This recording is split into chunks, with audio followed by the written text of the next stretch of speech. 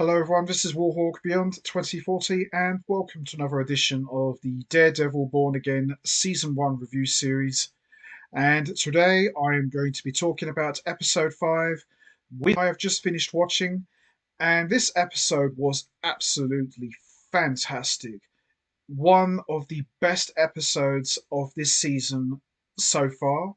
And this episode did a fantastic job in showing that there is so much more to Matt Murdock than the Daredevil suit. Even though we didn't get to see him put on the costume in this episode, we got to see that Daredevil is more than just the costume.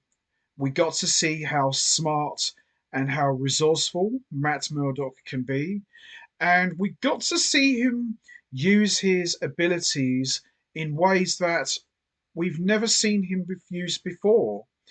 We got to see him pretty much use his defense lawyer skills, but in a different way. You know, Daredevil has always been known about beating everybody up and beating them to a bloody pulp. We've never really got to see Daredevil try to use his head and try and get out of very sticky situations where it wouldn't necessarily require him to use his fists.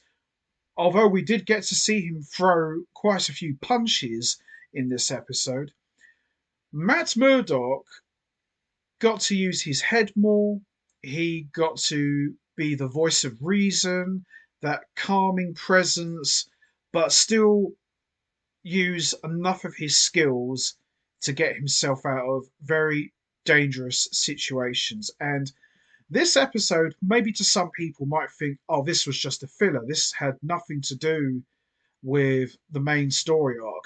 Maybe, but that can be for another conversation for another time. But an episode like this, you know, is not something you would see every day. You know, the hero held hostage, he can't put on his suit, he can't really throw any punches in front of everyone because it could give away his secret identity. So he had to save the day in a different way. I think the only other heroes I've seen do similar things like this is Batman, Green Arrow, and I think Superman as well, where they couldn't use their abilities or their skills in physical forms, so they had to find another way to win. And I like things like that because, situations like that make it a bit more grounded. And I think another hero I'll throw in there as well is probably Spider Man, where Spider Man wouldn't necessarily rely on his physical skills, he would rely more on his intellectual gifts. So I would throw his name there as well.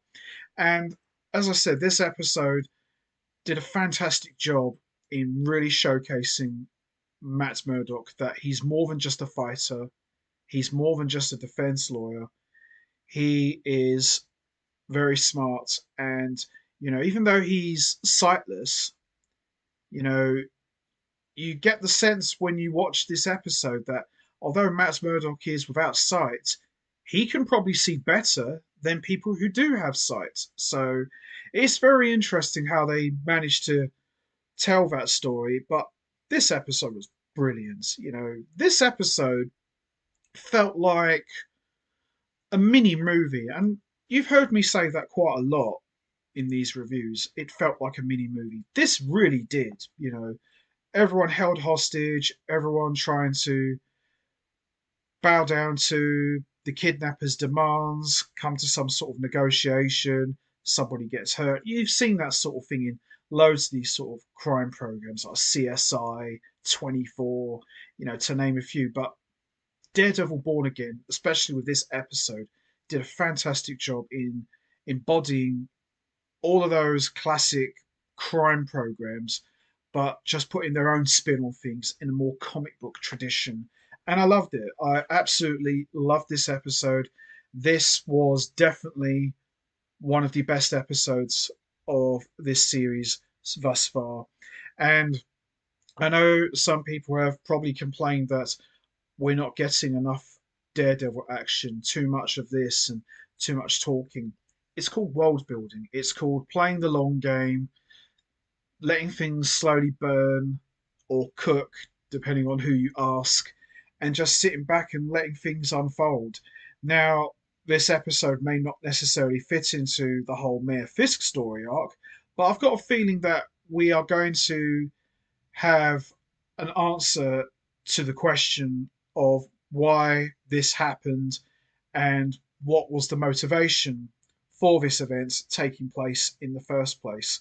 But this was great stuff, and Charlie Cox, you know, if he wasn't embedded in the Daredevil role already, he's just further cemented himself as the quintessential depiction of Matt Murdock slash Daredevil. He just absolutely knocked this one straight out of the park. And as I said, I absolutely loved this episode. This was fantastic. So, as always, I'm going to give a quick recap of what happened so far. And then after that, we're going to get straight into talking about episode 5. So, as we saw previously in episode 4, we saw Matt Murdock pretty much go on a mission to try and find out who had Alea killed. And this leads to him confronting Frank Castle, also known as the Punisher, because we've been seeing several guys showing the Punisher logo as a tattoo. So obviously there has to be a Punisher connection somehow. So Matt Murdock went to visit Frank Castle, and what we got was pretty much a broken down version of Frank Castle. And Frank Castle more or less said that I had nothing to do with what had happened. I didn't do it. And we saw those two have quite an emotional moment, mostly with Matt Murdock breaking down and blaming himself for not trying to save Foggy Nelson.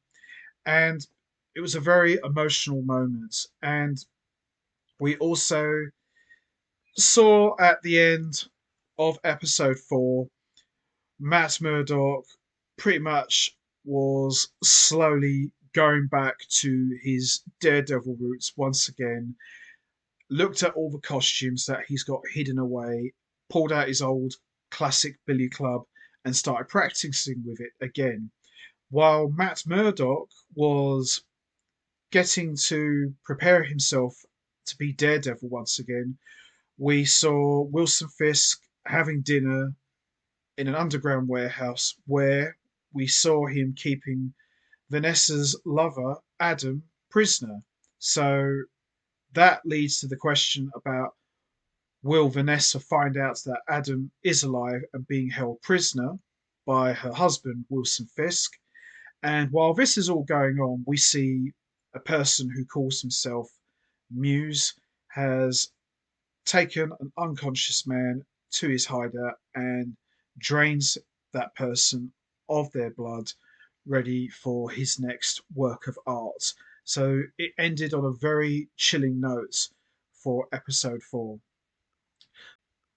So, with that all said, let's not waste any more time. Let's get straight into it. Let's talk about episode 5 with interest. So, we start this episode off with New York City celebrating St. Patrick's Day, and we see Matt Murdock goes to the New York Mutual Bank to get a loan for Murdock and McDuffie's expansion, and he meets with Yusuf Khan, who talks to Murdock about his daughter and reveals that she is actually Miss Marvel, but ultimately tells Murdock that the bank cannot approve a loan due to the firm tending to represent people who are pro bono and not getting enough net profit. As Murdock walks away, Devlin and his men prepare to rob the bank so Lucia could pay his 1.8 million restitution to Wilson Fisk. The robbers break into the bank and order the civilians to stand down and take all of them as hostages, while Khan tries to sneak away but soon gets found out. We see Murdoch talks to Kristen McDuffie about their loan getting rejected before he hears the commotion at the bank and rushes back there, telling McDuffie to call the police. Murdoch walks into the bank and plays the timid blind man and isn't aware of what's going on, and the robbers take him hostage as well. And Devlin demands to see the absent bank manager before setting on Khan, who was an assistant manager, telling him to open the vault for them. As Devlin and his men see the New York City Police Department arriving, Murdoch correctly guesses that Khan does not know how to open the vault and only agreed to do it out of fear. As the police surround the bank, we see Angie Kim assumes the command and acts as a hostage negotiator to communicate with Devlin and deal with the situation. Following a brief back and forth exchange, we see Devlin demands 3 armored APVs to be delivered on short notice, or he will start executing the hostages. Kim tells Devlin to release a few hostages as a sign of good faith, and he chooses to release Belinda and Murdoch. We see Devlin agrees to let Belinda's husband go instead after Murdoch agrees to swap places, and after a brief talk about Murdoch's Irish heritage and life into orphanage, Devlin eventually agrees. As the robbers take Khan away to open the vault, Murdoch overhears John Santini talking about the bank not only having safety deposit boxes, but no cash as well. Khan stalls for time, and Murdoch asks one of the robbers to accompany him to the restroom before taking him out. Classic stuff. The robbers soon figure out that Khan was lying, but Murdoch arrives in time to save him and tricks Devlin by buying them some time. Murdoch uses his hearing to open the vault, claiming that they cannot go back to Devlin empty handed and need something from the vault. Kim tells Devlin that due to the streets being blocked by a celebrating crowd, they cannot transport in time. Devlin does not care for her explanations and decides to taunt her, saying that if Kim can tell him a funny joke and actually make him laugh, he might give her more time. Kim scrambles to ask other officers for any ideas and then comes up with a very crass joke about a priest and a leprechaun, to which Devlin laughs and agrees to give Kim 10 more minutes before he starts killing hostages. Khan opens a deposit box with a key that the robber had and finds out a diamond that Devlin was seeking. Murdoch and Khan return to the robbers, and Murdoch tells Devlin to release the hostages while he still can. Murdoch then shows him the diamond, and after a brief standoff, he throws a diamond to Devlin at the same moment the SWAT raids the bank. In the sophisticated chaos, Devlin disguises himself as a police officer and gets out of the bank, leaving his men behind and giving the diamond to Celine, who was their accomplice all along, pretending to be one of the hostages. As the SWAT team neutralizes the robbers, Murdoch puts on a robber's red mask. There you go. And catches up to Devlin and proceeds to brutally beat him down, while Celine discovers that Murdoch replaced the diamond with a candy pop before handing it over. Later that day, we see Khan tells Murdoch that the police failed to find the diamond as Devlin did not have it on him. Khan can still not approve the loan, but suggests brainstorming ways to make Murdoch and McDuffie more profitable together, inviting Murdoch to have dinner with his family. As the two shake hands, Murdoch walks away before Khan discovers the missing diamond in a candy bowl that Murdoch left behind for him. And that's how we end episode 5 with interest. Like I said, an absolute fantastic episode, one of the best episodes from this season thus far, and I loved it. Seeing Matt Murdock using more his wits and his intellectual skills to come up with a way to save the day was just classic stuff. And I'm so happy we got to see him beat some people up because while I have enjoyed the more courtroom driven episodes, it was great to see Matt Murdock just kicking ass and being a total badass and showing that even though you may not have sight, you have other gifts that can more than make up for your handicap. And Charlie Cox just absolutely knocked this one straight out of the park. And I loved it. It was definitely one of the best episodes of this season so far, and I'm looking forward to many more. So that's going to be it from me. I'm going to wrap this up now. What did you guys think of episode 5? Did you enjoy it? Did you like how Matt Murdock was showcased throughout this episode? Did you like the fact that he used his senses and intellectual skills to find a way to win?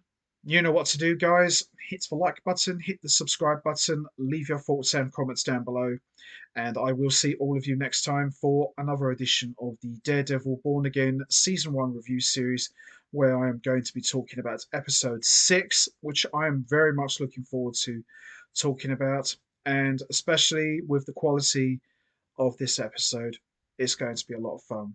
So until next time, take care, everybody, and stay safe. And once again, as always, much appreciated. Thanks for listening.